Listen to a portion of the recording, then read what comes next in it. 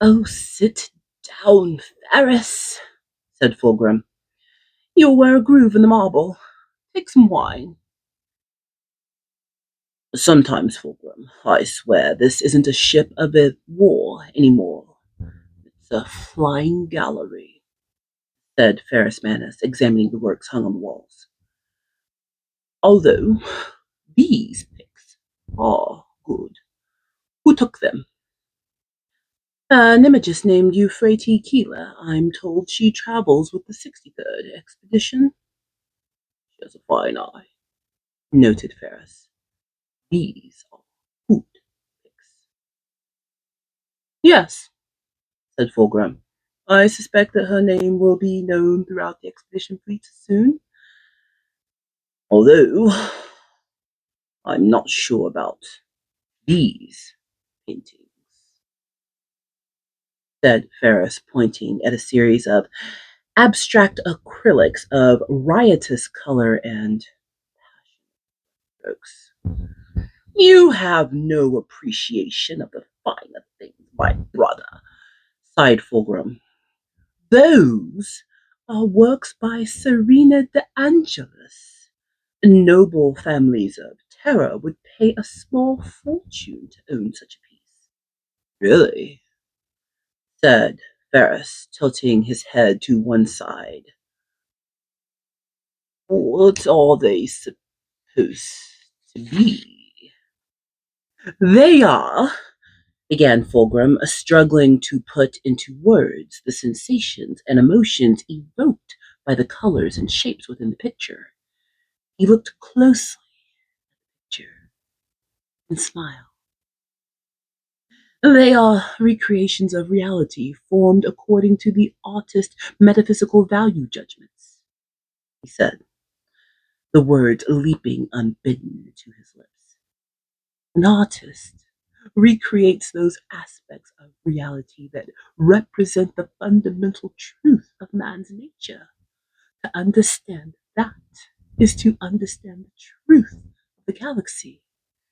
Mr. De Angelis is aboard the Pride. Should introduce you to her. Ferris grunted and asked, why do you insist on such things around? They are a distraction from our duty to the Emperor and Horus. Fulgrim shook his head. These works will be the Emperor's children's lasting contribution to a compliant galaxy. Yes, there are planets yet to conquer and enemies yet to defeat, but what manner of galaxy will it be if there are none to appreciate what? The Imperium will be hollow if it is to be denied art, poetry, and music, and those with the wit to appreciate them. Art and beauty are as close to the divine as we find in this godless age. People should, in their daily lives, aspire to create art and beauty that will be what the Imperium comes to stand for, and it will make us immortal. I still think it's a distraction, said Ferris Manus. Not at all, Ferris. For the foundations of the Imperium are art and science. Remove them or degrade them, and the Imperium is no more. It is said that the Empire follows art and not vice versa, as those of a more prosaic nature might suppose. And I would rather go without food or water for weeks. Hello, friends. It's me. Happy Halloween month. Well-rounded nerd. This is my 5,000 subscriber video special. And if you leave a comment on this video, you will be automatically entered into a free contest to win a custom 3D print from me that I will custom paint and design, well, not design, I had to buy the print model, but I will custom paint it and design the landscaping for it. It is going to be a really cool dice tower, and I'm not just going to use my AMS to print it in multicolors. I'm going to custom paint it, airbrush, dry brush, hand brush, the whole thing, and mail that out to one lucky subscriber. The way you'll be able to contact me is through Instagram, direct message if you are the one who wins the contest. This video is going to be all about apologetics for Fulgrim. I said it was going to be a Fulgrim apology, and probably one of the last videos I filmed with these braids because I'm tired of them. But they are so Emperor's Children appropriate, so I had to leave them in. But please leave a comment. I'm going to leave the contest open for exactly 7 days from posting. So it will post at noon on October the 1st. So on October the 8th at noon, well, no, we'll say midnight. The contest will close. And from any of those comments, I will then use the random comment picker from the internet to randomly pick someone who makes a comment to win the dice tower that I will print and paint and landscape for one lucky subscriber. I'm super excited. Thank you to all who responded to the survey about which one I should do. The custom item seemed to win the day. Let's not just talk about the contest. Reading excerpts from Fulgrim by Graham McNeil from the Horus Heresy. Visions of Treachery. Beginning in chapter 4. The speed of war along a road. Brotherhood of the Phoenix. In many ways, the cleansing of the Laren represented the epitome of Fulgrim's quest for perfection. The battles waged on the ocean planet were savage and merciless, each victory won only after fighting that was as bloody as any in Legion's history, but one with the speed of war that bordered on the miraculous. The extermination of the lair and the bringing to its knees of the entire world was the beginning. Fought with the dead children. Each atoll that was captured was swiftly transformed into a base of operations to be held by the Archite Palatines, while the Space Marines prosecuted their Primarch's relentless campaign. Though the lair were a technologically advanced species, they had never fought a foe as dedicated to their utter destruction as Fulgrim's Legion. Such was the Primarch's exquisite planning and prescient thoroughness that nothing the lair could do was enough to halt or even delay their inevitable. Living and dead specimens of the lair were brought aboard the Pride of the Emperor for study under strict quarantine protocols and were dissected by Legion apothecaries to glean as much information about the foe as was possible.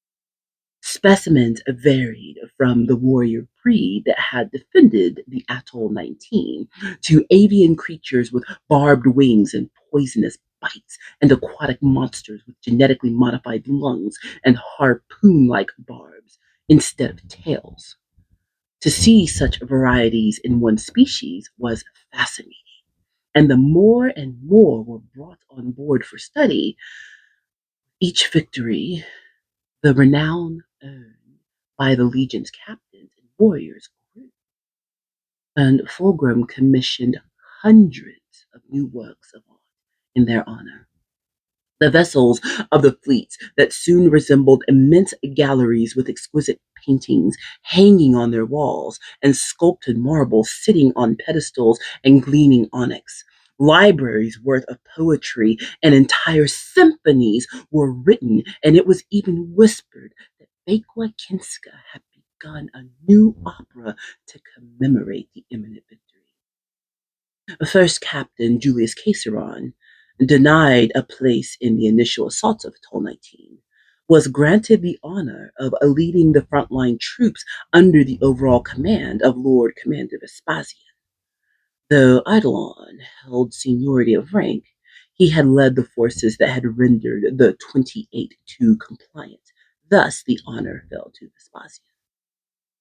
The war for the land was fought across many varied battlefields. The warriors of the emperor's children fighting on floating atolls and through the ruins of ancient structures that reared from the oceans while foaming breakers crashed against the walls that had once stood thousands of meters in the air. Underwater cities were discovered within days of the campaign's opening, and detachments of Astartes took the fight to the abyssal darkness of the undersea trenches, smashing into structures that had never known the touch of sunlight, in specially modified boarding torpedoes fired from the cruisers hovering above the sea. Solomon Demeter led the second against the first of these cities, subjugating it within 6 hours, his plan of attack garnering praise from the Primarch. Marius Verusian fought numerous actions against lair orbitals that had previously escaped detection, fighting boarding actions on alien vessels controlled by pilots telepathically linked to their ships in a loathsome parasitic. Julius Caesar coordinated the attacks on the lair atolls, discerning a pattern in their movements that had hitherto been perceived as random. First, the atolls had been thought of as independent entities that forged their own destinies through the skies of the planet. But as he analyzed the patterns, Julius had seen that each traveled within the orbit of a particular atoll. It was neither the biggest nor the most impressive of the atolls that had been identified, but the more the pattern was studied, the more obvious its importance became. Strategic advisors theorized that it was perhaps the seat of what passed for government on Lern. But when the pattern was revealed to the Primarch, he immediately saw its true purpose. It was not a place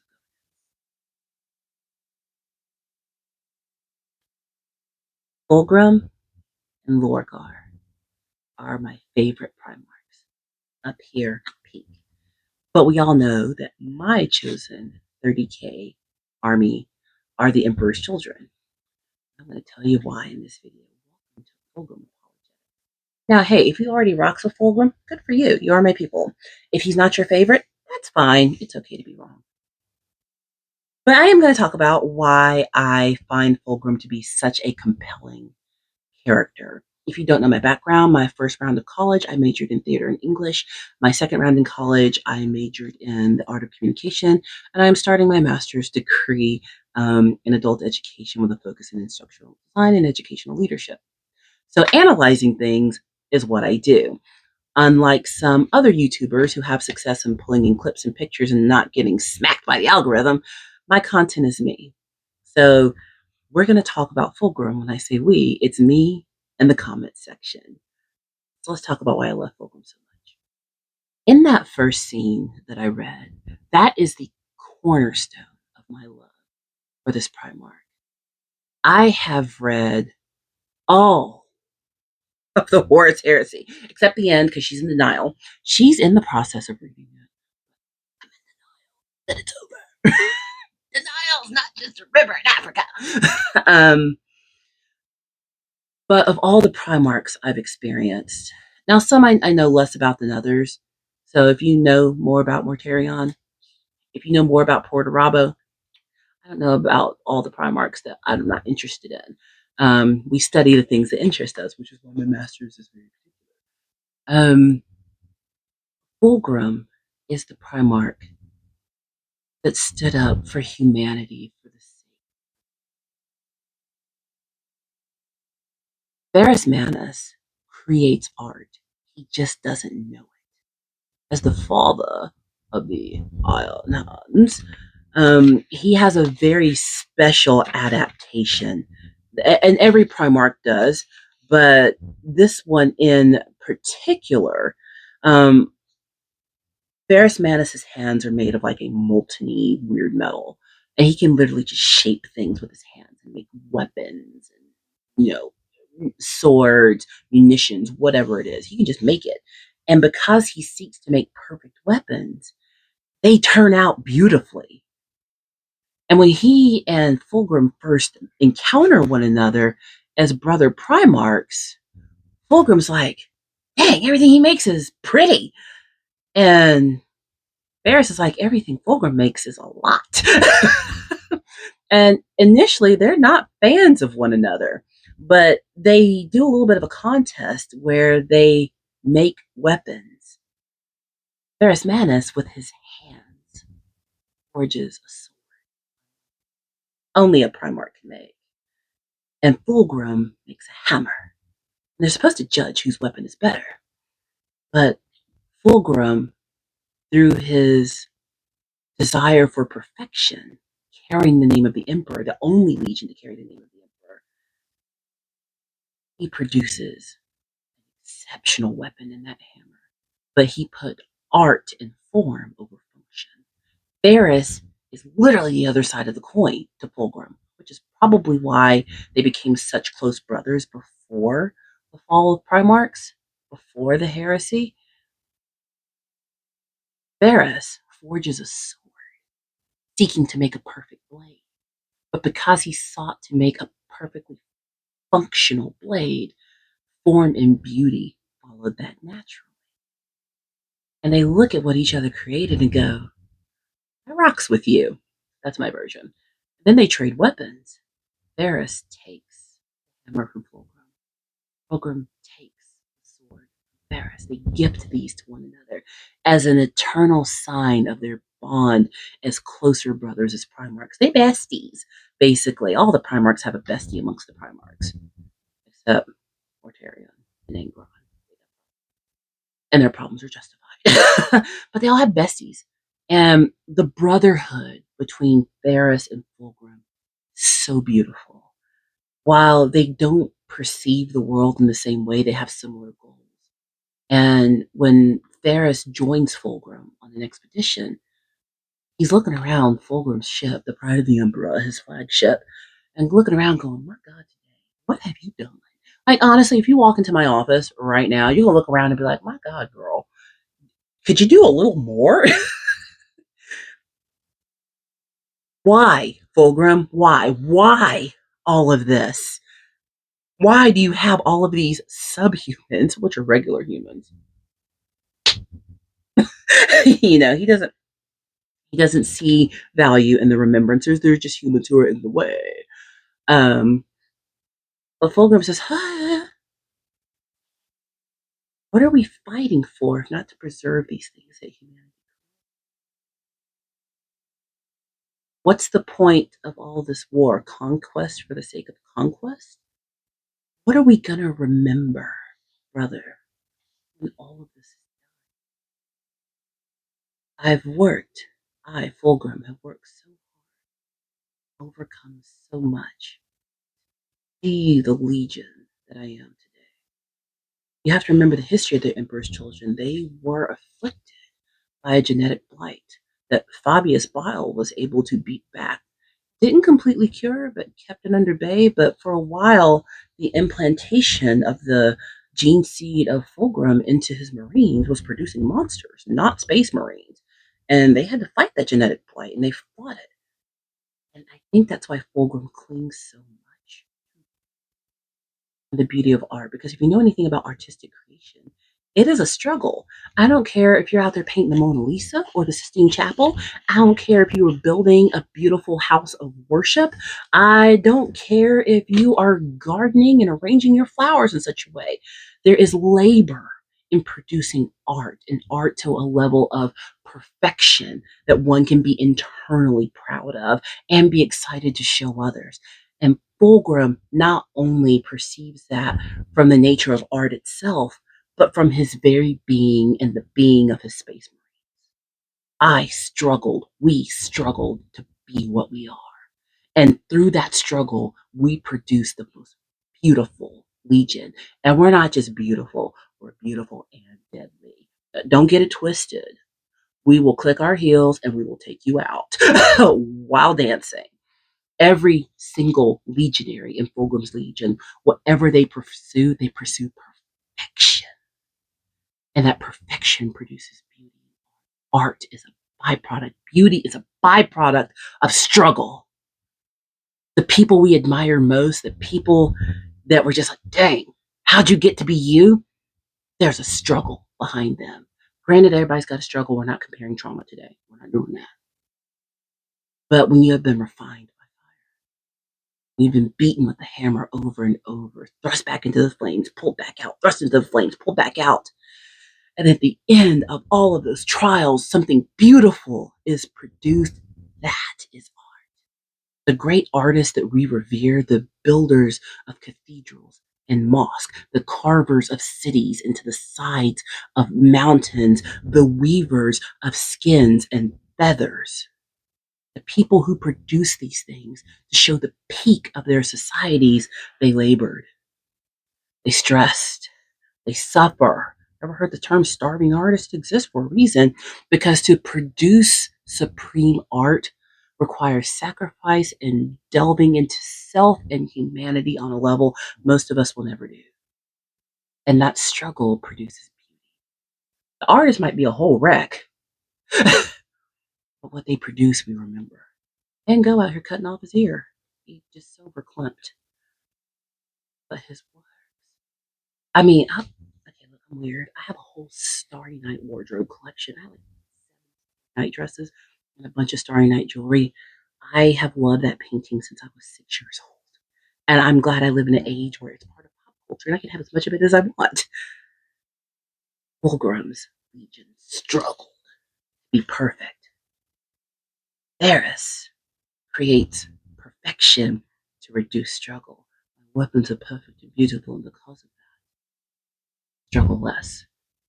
Fulgrim respects these artists, these remembrancers, his photographers, his sculptors and painters, because he knows in each of their studios capture the moment, supreme art, be remembered, have their works coveted, cataloged, preserved. One of the remembrancers becomes so enwrapped with his sculpture, Ostian Delphor, that he doesn't even realize what's going on outside the studio. He doesn't know when chaos is creeping through the strip. He's just so into his art. That's what artists do. First children are artists. They're artists who make wool. But artists nonetheless. And artists respect artists. People who go through extreme struggle and come out on the other side better people, who get paid for their pain, who don't use trauma and struggle as an excuse, but use it as a platform from which to grow, leap, to reach higher, and on top of my trauma and pain. That's what Fulgrim wants. He's the mark I've seen. We're not fighting for what makes us human. We're not fighting for the beauty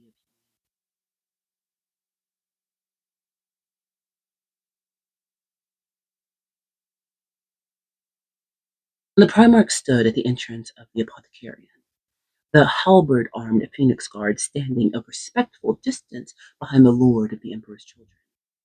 Though the white-tiled Apothecarium was spacious and high-ceilinged, it felt cramped with the Primarch here. Such was his presence. Fulgrim had come directly from the fighting, still clad in his purple battle plate, the blood still singing in his veins from the fierce melee. The war was entering its third week, and there had been no let-up in the fighting, each battle pushing the lair from their various atolls towards the one the Primarch had identified as the place of worship. "This had better be good," said Fulgrim.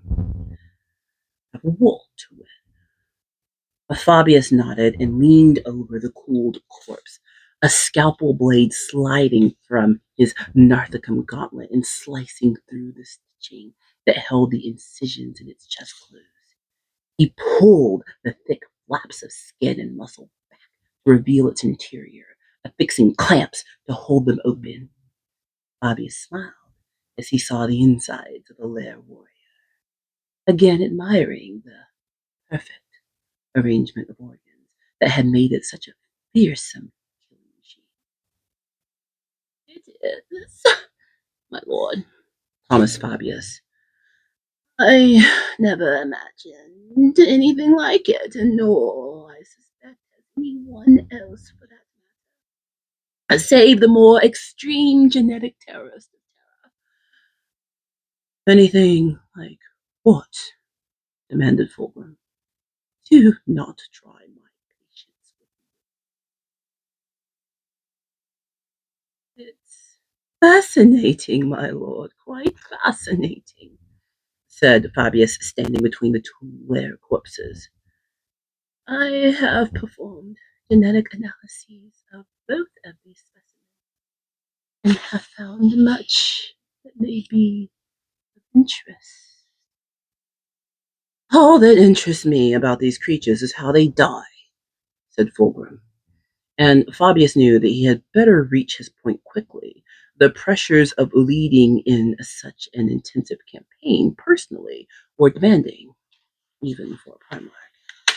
Indeed, my lord, indeed. But I believe you may be interested in how these specimens live.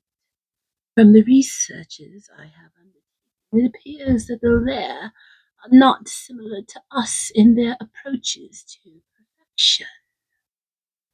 Fabius indicated the opened chest cavities of the lair warrior. Take these two specimens. They are genetically identical in the sense that they are from the same gene strand, but their internal workings have been modified. Modified? Asked Fulgrim. For what purpose? Adapt them for the role they were to fulfill, replied Fabius. Are quite marvelous specimens, genetically and chemically altered from birth to perfectly fulfill the predetermined role. This one, for example, is clearly a warrior. Its central nervous system designed to operate at a much higher level of functionality than the envoys we captured at the outset of war. Do you see these glands here? Fulgrim leaned close to the corpse, his nose wrinkling in disgust at the alien stench. What do they do? These are designed to release a compound onto the lair's carapace, formed as a toughened scab over areas damaged in combat. In effect, these organs are biologically self-repairing functions that can patch up damage within moments of it occurring. We are lucky Captain Demeter was able to kill it so cleanly with a headshot. Do you hold a lair of these organs? Asked Fulgrim. Fabius shook his head, indicating the scrolling data on the hololithic plates. Images of dissected lair flashed up, and flickering projections of various alien organs rotated in the air above the corpse. No, they do not, explained Fabius. And that is what makes them so fascinating. Each lair is altered from birth to perfectly achieve the purpose for which it is designed. Be it warrior, scout, diplomat, or even artist. Some of the earliest envoys that were apprehended had enlarged ocular cavities to better capture light. Others had enhanced speech centers of the brain, while yet others had been designed for strength and endurance, perhaps to better function as laborers. Fulgrim watched the data on the plates, absorbing the information at the speed beyond that of any mortal man. They move towards their own perfection. Indeed, my lord, said Fabius. The lair, altering their physical makeup, is simply the first step to perfection. You believe the lair to be perfect? Asked Fulgrim, with a note of warning in his voice. Be careful what you say. To compare these xeno creatures, work of the Emperor. No, no, said Fabius hurriedly. What the Emperor has made of us is incredible. What if it was but the first step? We are children. Children, we must learn to walk on our own and take our steps forward. What if we were to look upon our own flesh and find new upon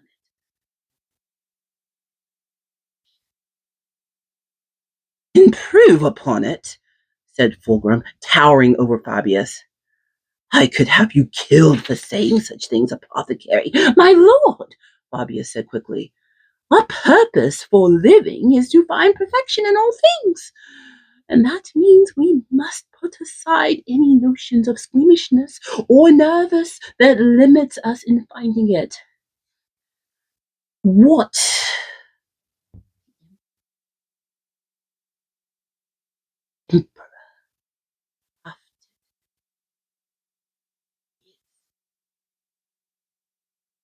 stated Fulgrim. It really? Asked Fabius, amazed at his own hubris and questioning the miraculous work that had gone into his own enhancement. Our beloved legion was almost destroyed at its very birth, remember? An accident, destroyed nearly all gene seed that went into our creation. But what if it was imperfection rather than an accident? I remember my own history, snapped Fulgrim. By the time father first brought me to Terra,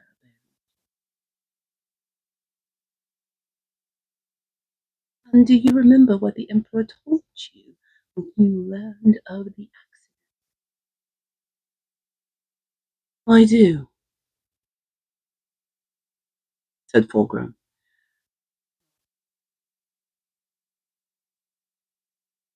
Failure happened every night. For it would awake the phoenix bird within me, so that I would rise from the ashes. Fulgrim stared at him, and he felt the power and anger in his lord's eyes, and he remembered the anguish of those long ago days, knowing what he played in the game. He may very well have signed his death warrant by speaking so frankly, but the possibilities that might be open to attempt to unlock the secrets of the Emperor's work in creating would be the greatest undertaking. The thing was not worth a little. Fulgrim turned to the warriors of the Phoenix Guard and said, Leave us! Wait outside for me. Do not return until I summon.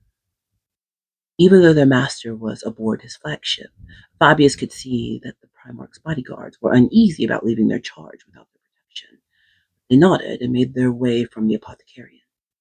When they had gone and the door had shut behind them, Fulgrim turned to Fabius. The Primarch's eyes were thoughtful as he glanced between the corpses and Fabius, though what his thoughts filled his head were alien to Fabius as those of Blair. You believe we could enhance the genes? Asked Fulgrim. I do not know for certain, struggling to contain his elation, but I believe we have to at least try. Fruitless not, said Fulgrim, and only by imperfection, said Fabius. Fulgrim nodded and said, You may proceed. Do what must be done. And this is where I believe in Fulgrim. While perfection to some can be a worthy pursuit that pushes them higher, when perfection, which is even though the Primarchs are demigods among men, gifted above all, they are still mortal. As long as they are not killed, they will live. That's not immortality. That's different. There are only 3 perpetuals that I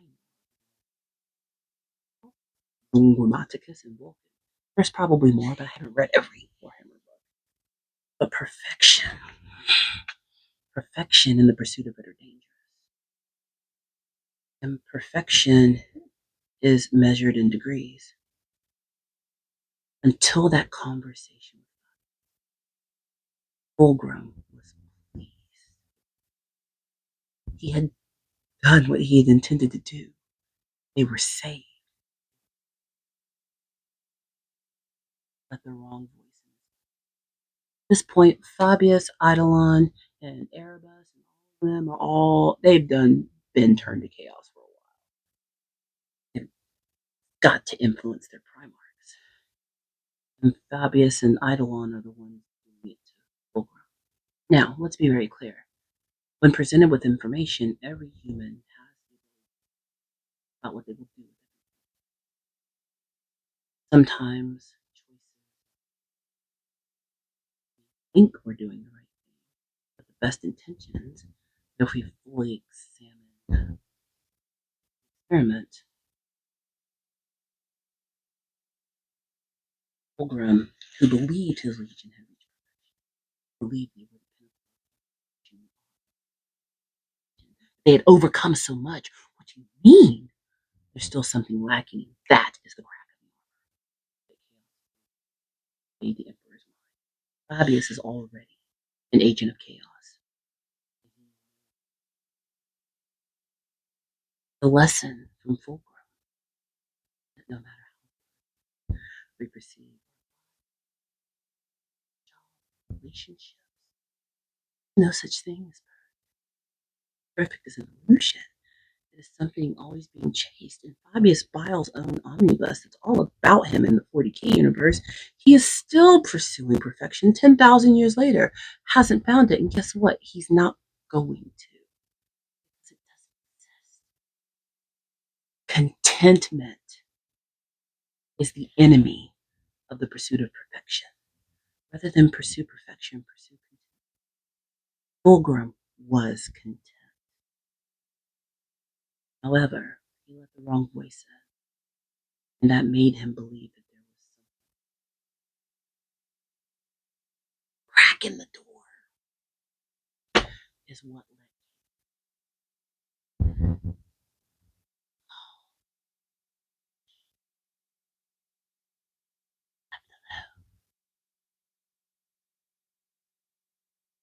step away from that Xeno creature, Captain Demeter, said a cold voice behind him. And Solomon turned and saw the towering form of Fulgrim standing in the smoke wreathed hole he had blown in the bridge wall.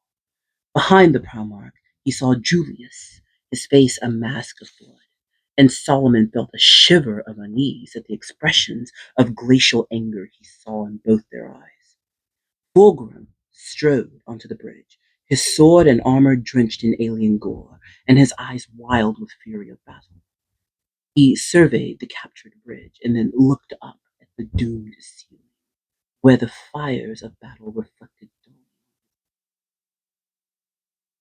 Solomon stepped down from the platform and said, "The ship is yours, my lord."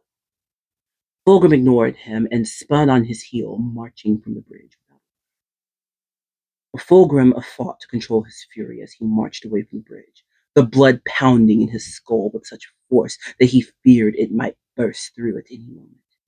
His warriors parted before him, seeing his fist clenched and the veins in his face pulsing darkly against the alabaster skin.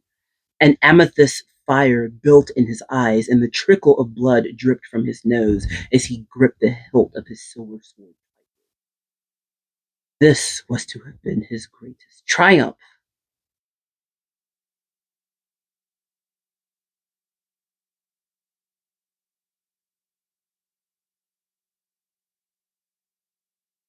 "No!" he shouted, and nearby Astartes flinched at the sudden outburst in the air. "The Fist of Iron have saved us from destruction. and Captain Demeter fought with courage to win the honor of reaching the bridge.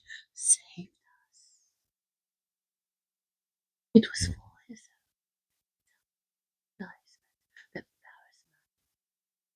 action, not for altruism.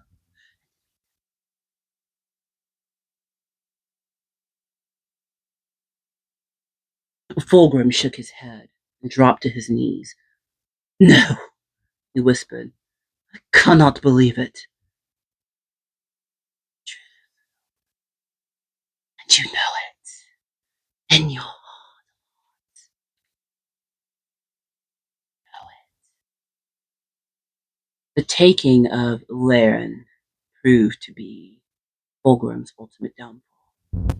When they take the temple, the place of worship that they find, Fulgrim encounters a sword that he should have left where it was. The Laren, as we read earlier, have houses of worship. What they're worshiping, Fulgrim did not care because it wasn't the emperor, so who cared? And you know what? As he stated earlier, we live in an age where there is no religion, so art. The Laren temple offended Fulgrim. But after they take that temple, and it is imbued with chaos. We know who the Laren are worshiping. They're worshiping chaos. Pick a god, any god. You know which one. Yeah, costume changed. This is a planet of Slanesh. Why would Slanesh's thoughts? Because Slanesh affection, excess. I would almost liken the followers of Slanesh um, to the Cenobites in Hellraiser.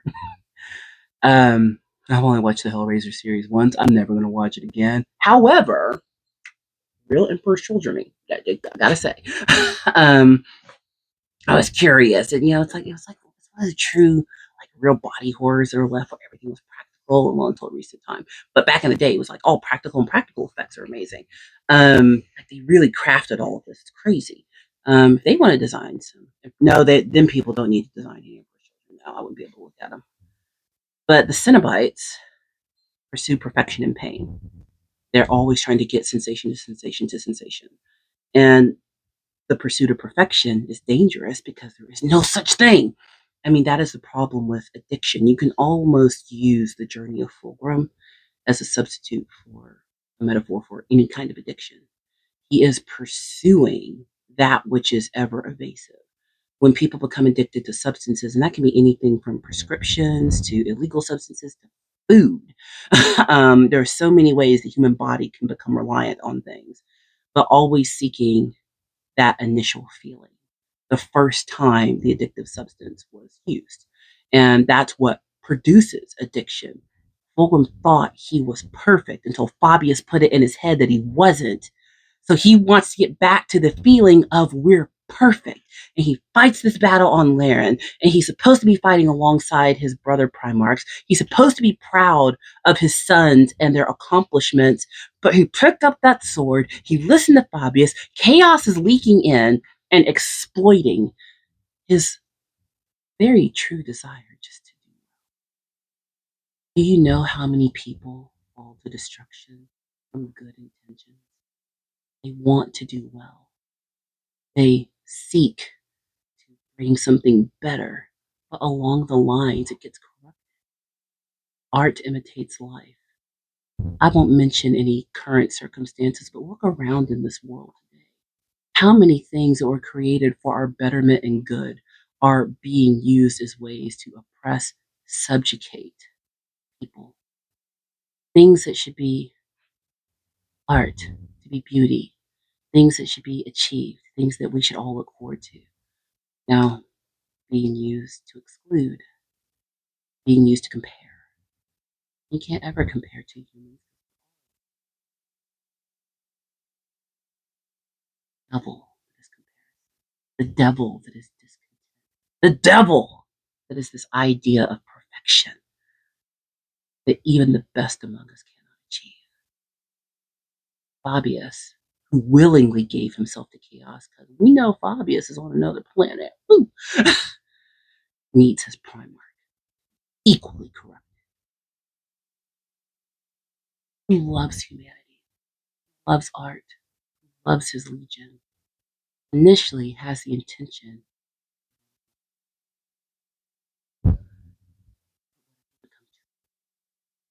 What if they become more perfect than me? Mark, they can't be better than me. What if your kids outdo you? What if your siblings outdo you? What if one of your coworkers outdoes you? That's where contentment comes. Linchpin. Pull out the destructive wall. The pursuit of perfection. Built. I love Fulgrim. Had good intentions. But he is an example.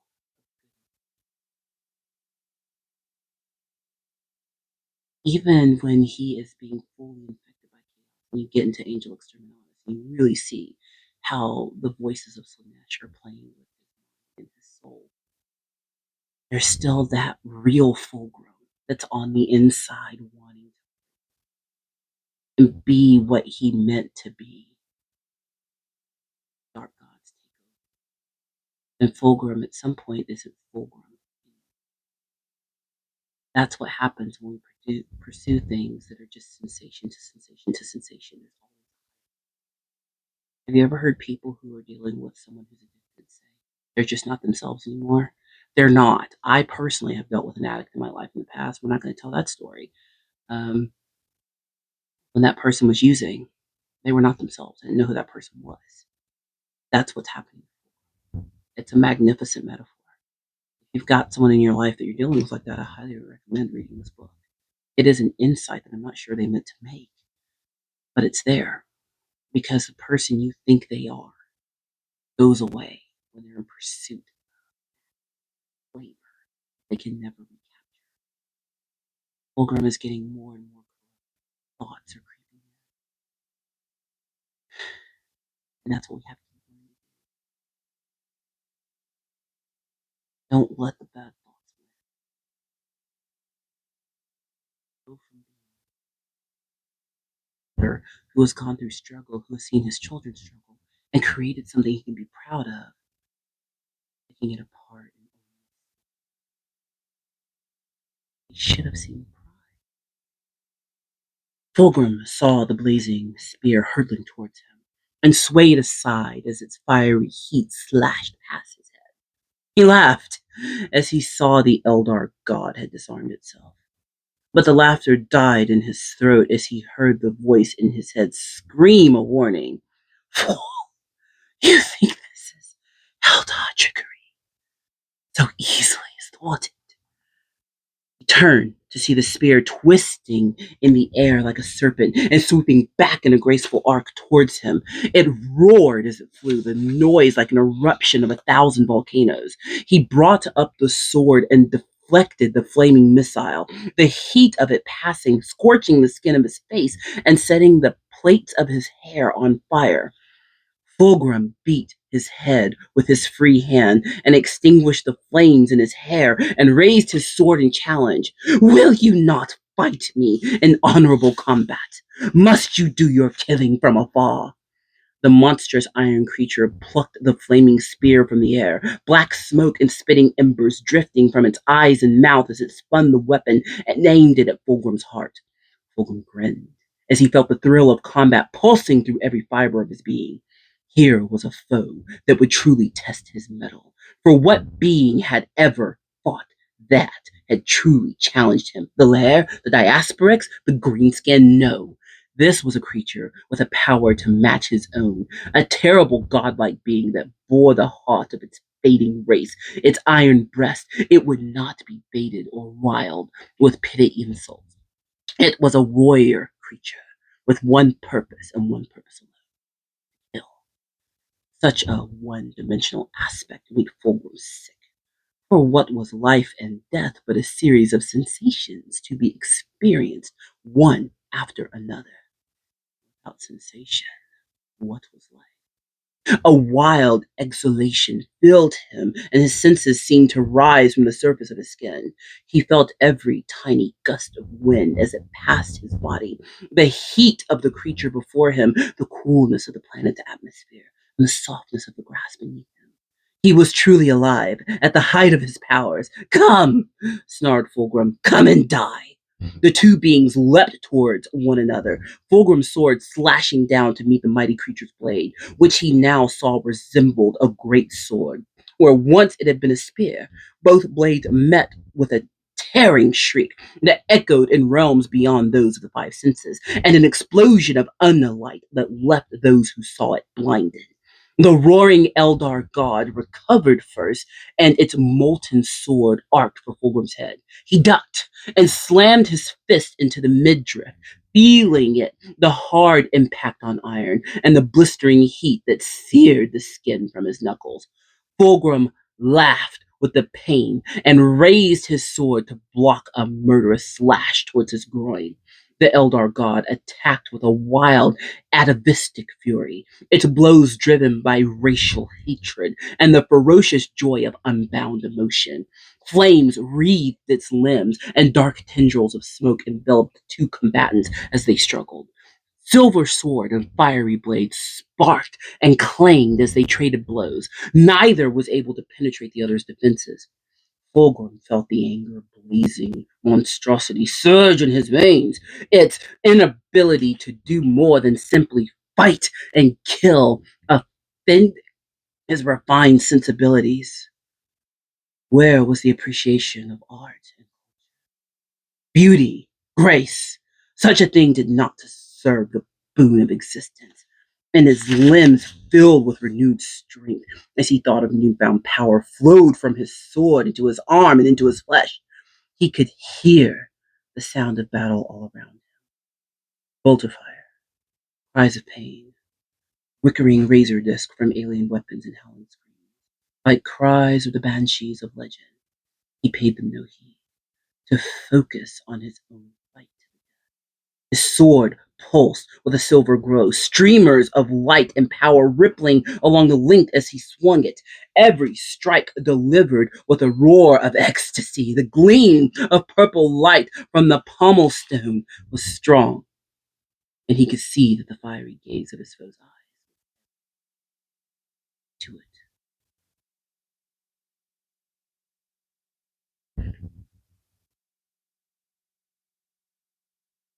A name, the released essence of God's surrounding. He saw a whirling cosmos of stars, the death of a dark race, birth of a bright new god, a dark prince of pleasure and pain. The name formed the raw sound of ages, a bloody, a wordless shout of unbound sensation, building into a mighty roar that was a name and a concept all at once.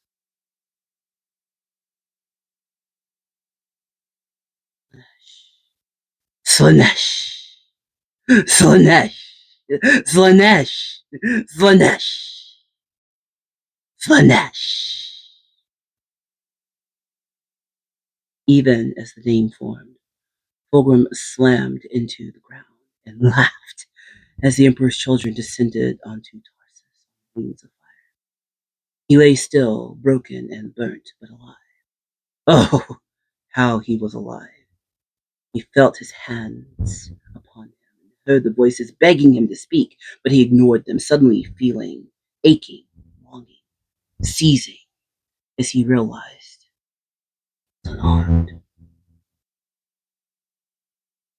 Fulgrim paced the confines of his staterooms, marching from room to room as he pondered the words.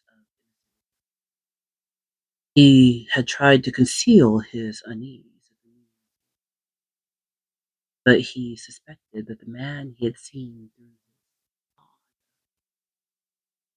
he swung the silver sword in a glittering arc, its blade cutting the air with a sound like a ripping. Try as he might to forget them, the words of the Eldar Farseer kept returning. And though he had tried to purge the aliens' lies from his head, they would not leave. Braxton's news of the Council of Terra's desire for him to investigate Horus and Angron's conduct only heightened his fear. The Farseer had spoken. It cannot be true, shouted Fulgrim. Horus never betray the Emperor. Sure, asked the voice, and Fulgrim felt the familiar jolt of unease as it spoke. He could no longer delude himself that this was simply the voice of his own conscience, but was something else entirely. Since the portrait had been delivered to his stateroom, the honest counselor in his head had by some unknown means relocated itself within the thick paints of the canvas, reshaping the image to suit its vocabulary. Fulgrim marveled at his ability to simply accept. And each time the hideousness of the notion surfaced in his mind, it was quashed by a feeling of.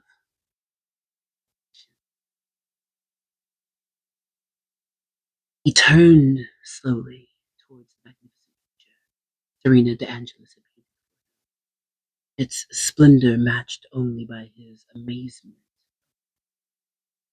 in the days since it had been delivered to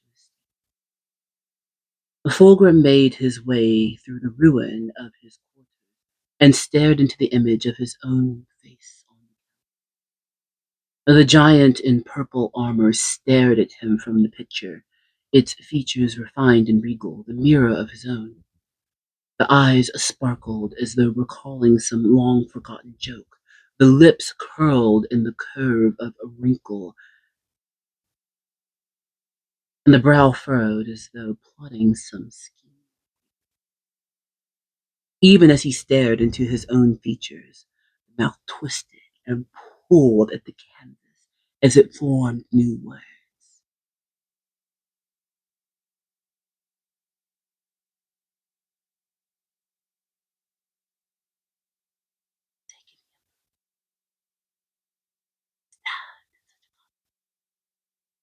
Fulgrim felt clammy sweat coat his naked flesh, repulsed by the creeping horror of the picture, yet unaccountably drawn once again to hear its words, as though they had possessed some silken, siren-like attraction to him.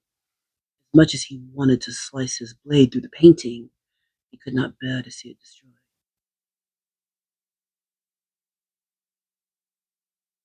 Said the painting, its mouth contorting.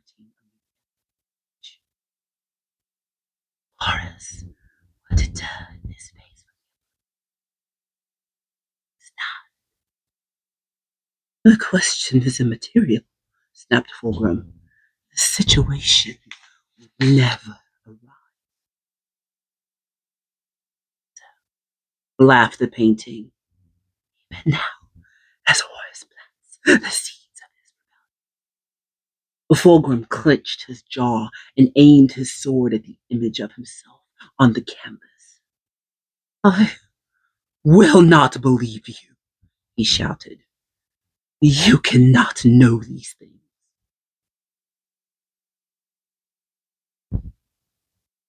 How? Begged Fulgrim. You are not me. You cannot be me. No, agreed his twin. I am not me.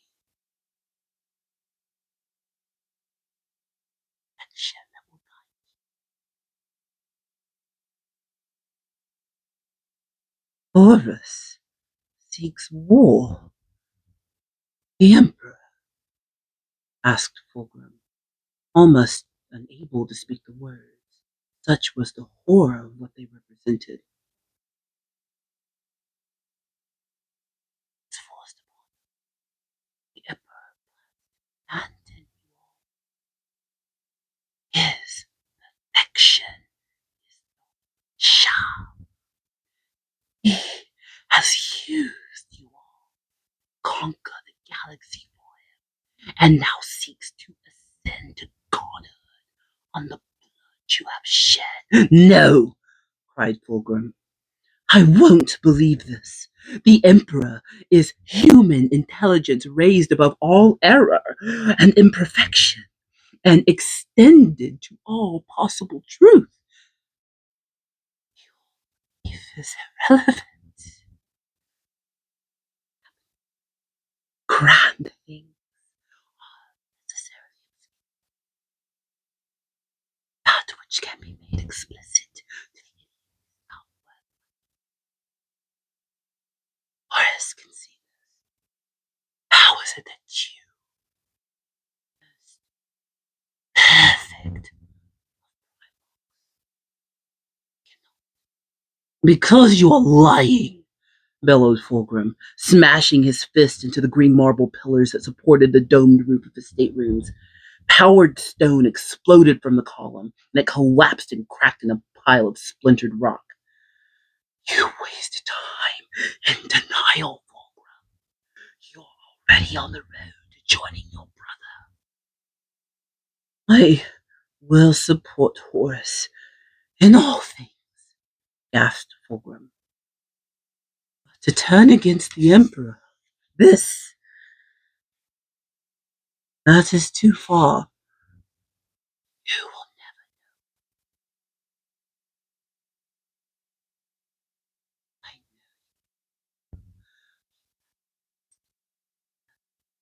Desires chained within the darkest recesses of better to acted upon. No, said Fulgrim, raising his bloodied hand to his temple. I won't listen to you. Expose yourself to your sphere. After that, he has no power and shrinks and vanishes. You free, cried Fulgrim. Betrayal is not freedom. It is damnation. Damnation. No. Liberty and unfettered freedom. And all that can be, or as has seen beyond, you call life is privy to the secrets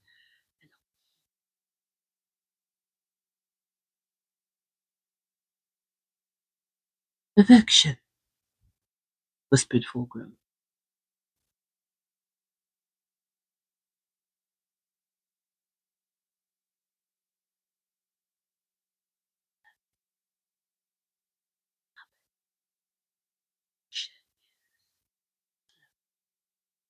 Only change is constant. The signal birth the egg you arrive. Ask yourself this.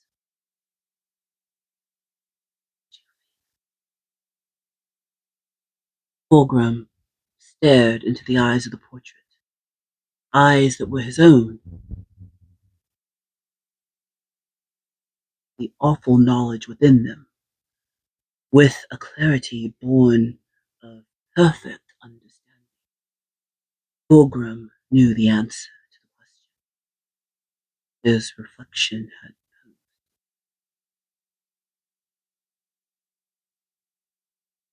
Fear is to fail, said Fulgrim.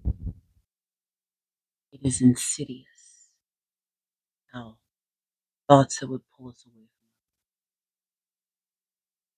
So subtle that most of us are not adept enough to see their views.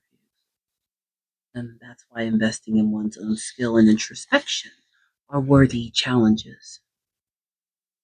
Even as Fulgrim is battling with the demon that's trying to take control and his true intentions, because he keeps giving it voice, because he's listening, because instead of shutting it out, is still opening his itching ears that he didn't know were itching. He's hearing the things that he wants to hear. What is the word that Fulgrim loves? Perfection. He,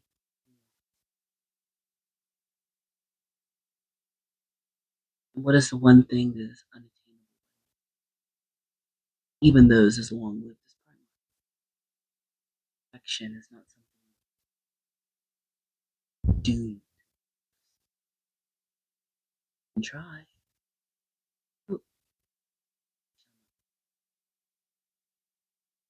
That's why the demon knows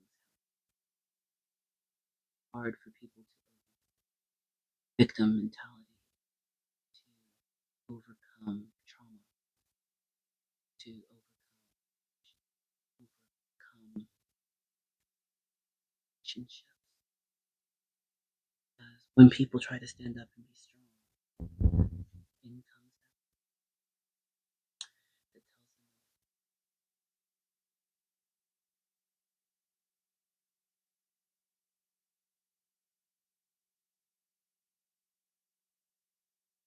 shut that out. Don't listen to those thoughts. Me, that makes Fulgrim.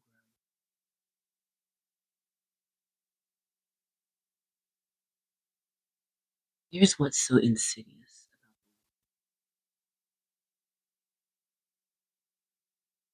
the package. Truth is, the Emperor,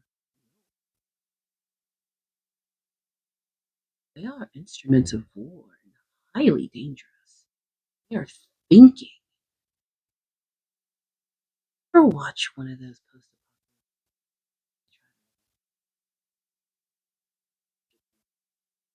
like the battles of mankind?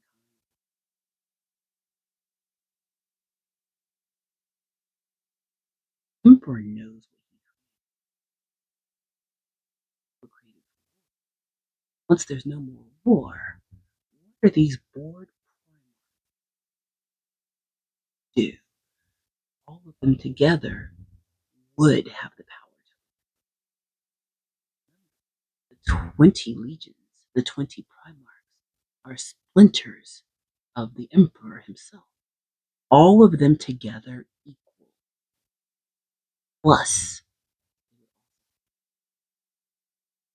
if there was any way to take down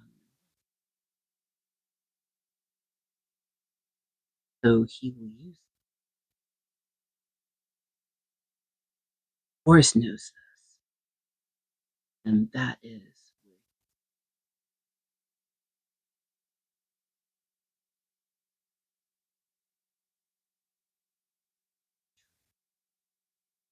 remember, two things can be true.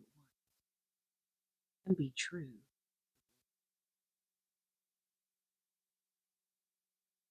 but it can also be that Horus's plan and not the right. No one in the world truly knows. We have Magnus the Red.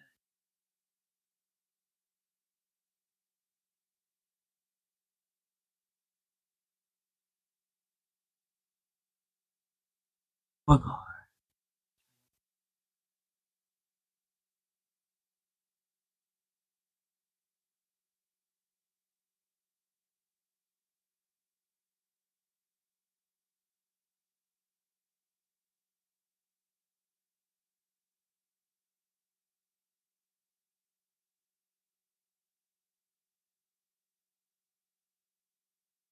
Placing one son in charge of the only sons to his children.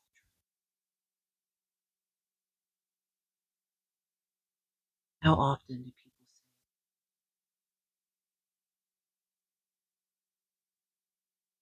it happened so suddenly? And the truth is,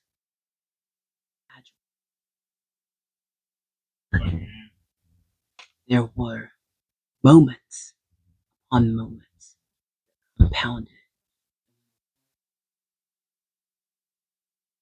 Our emotions get used to it. We are adjusted to it.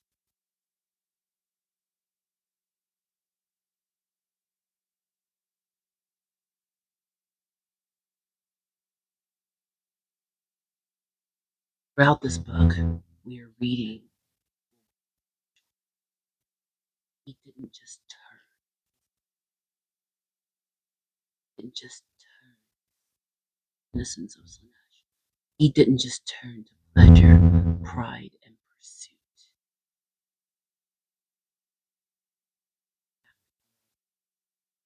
Gradually building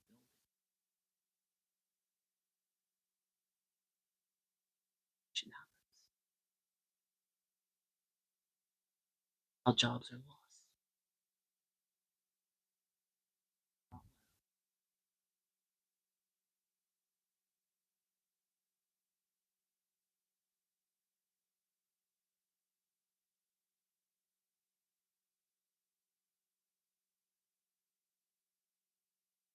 Learn from Fulgrim.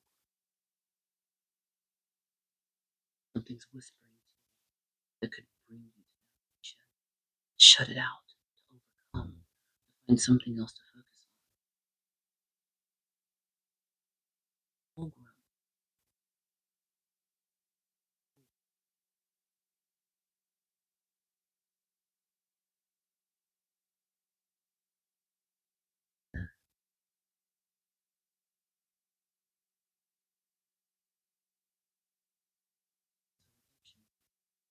Should we choose it? Lothanis was a ruin. The demon that had claimed Fulgrim's body strode through the wreckage of Abequiskiska's last greatest performance, smiling as it remembered the scenes of destruction and wanton lust enacted here. The glow of a handful of dim footlights flickered in the gloom. The air stank of blood and lust, and the parquet was sticky with fluids. The power of its dark prince had poured through the mighty theater. It entered every living thing, breaking down the barriers of inhibition. Truly, it had been a great performance, and the lesser avatars had feasted well on the excess of sensation unleashed before discarding their borrowed flesh and returning to the world. All around it were the signs that its master's power had been unleashed, the remains of a defiled, a gaudy masterpiece of blood, dog, flesh formed from a multitude of. Outwardly, the demon still resembled the body in its story. Already there were hints that the flesh was soon to be reshaped in an image more pleasing to it. An aura of power held a soft shimmer of inner luminosity. The demon hummed the opening bars and sheathed in its waist, the golden hilt shimmering in the it had retrieved the anathema from surprised and amused to find another body impaled on its lethal point. The shriveled husk of flesh was barely recognizable as Serena de Angelis, but the daemon had honored her with the most sublime taking its way. It held the sword up and laughed as it saw the tortured soul of Fulgrim behind its eyes, reflected in the shimmering depths of the blade. The demon could hear his pitiful cries echoing within his skull, the torment in every desperate shriek of the sweetest music. Such things pleased the demon, and it stood for a moment to see its influence on Fulgrim. The fools who served the Third Legion had no idea that their beloved leader was clawing ineffectually at the bondage in which he was held. Only the swordsman, Lucius, had appeared to realize that something was amiss, but even he. The demon had sensed the burgeoning warp touch upon him, had presented him with the lair had found him. Though the weapon was now bereft of its spirit, there was still power that would empower Lucy. The thought of the coming slaughters made him smile as it imagined what it might accomplish. Sensations that could only be imagined. And a galaxy's worth of blood, anger, fear, rapture, and despair awaited it on the march. A billion souls were at the mercy of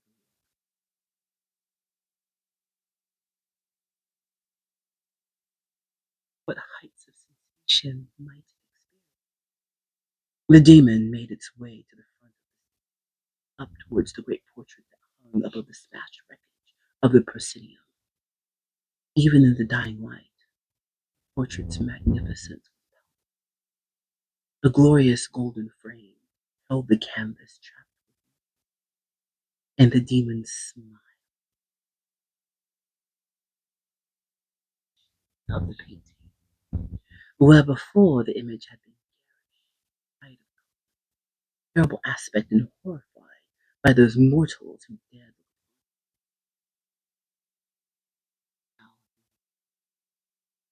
Clad in his wondrous armor of purple and gold, Fulgrim was portrayed of the hero.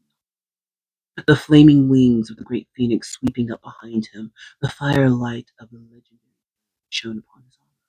Each polished plate seemed to shimmer with the heat of the fire. His hair a cascade.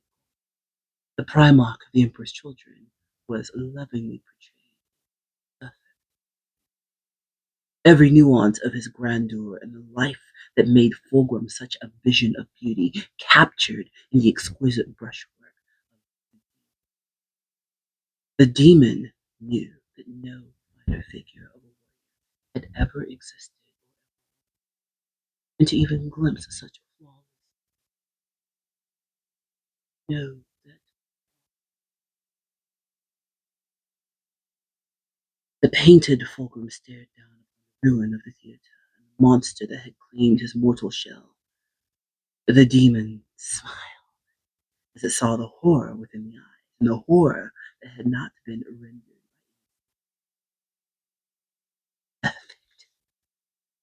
Exquisite agony burned in the portrait's gaze, and as the demon sheathed the animal and bowed to the silent dark pools of its painted eyes seemed to follow. The demon turned from the portrait and made its way from the theatre. The last of the footlightings, leaving the last phoenix forever shrouded. I stand for Fulgrim because he is a human example, overcoming, reaching one's pinnacle, having contentment, losing it. One. How often do people achieve what they intend, only to lose it?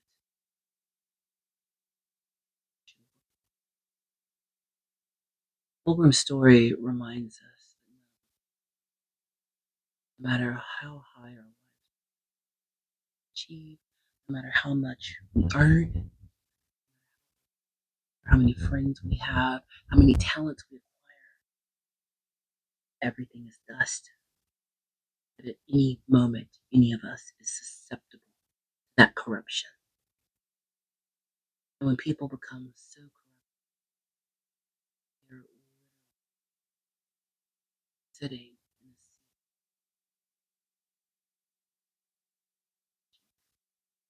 being taken over.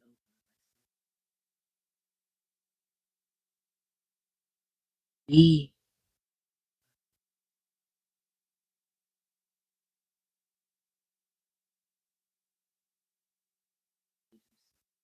out of his tribe. proud of his sons, celebrated art and humans and everything people create. Be warned by Fulgrim when he starts to give ear. Let his itching ears be scratched by words that are silky and smooth. They sound reasonable, but within them is death and lies. Put down, allowed himself to be that which found using severe lies.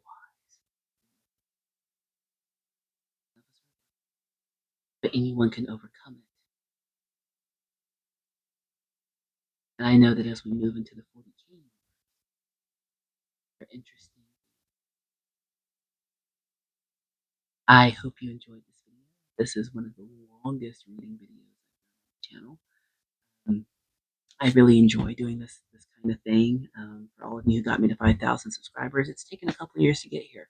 There are people whose channels grow exponentially overnight, and mine's very slow growing. And I'm okay with that because it's manageable. I'm able to interact with my viewers.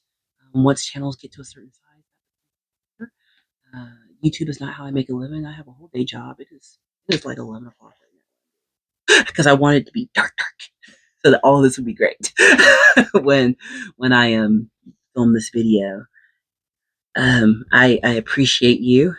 I appreciate that you have found this nerdy corner of the internet, and hopefully you have found a nerdy home here. I hope you find your nerdy tribe, and that you continue to be a viewer and like and share my content. I'm always open to suggestions. I mean, I only have so much hours in the day, so only so many things can get filmed, but I get to as much as I can. I can't wait to see who wins the comic contest. Can't wait to print out this beautiful dice tower that I found. Gorgeous STL. I can't wait to paint it and detail it and just make it very special. And send it to comment on this video. There's money involved. I thank you to all of you.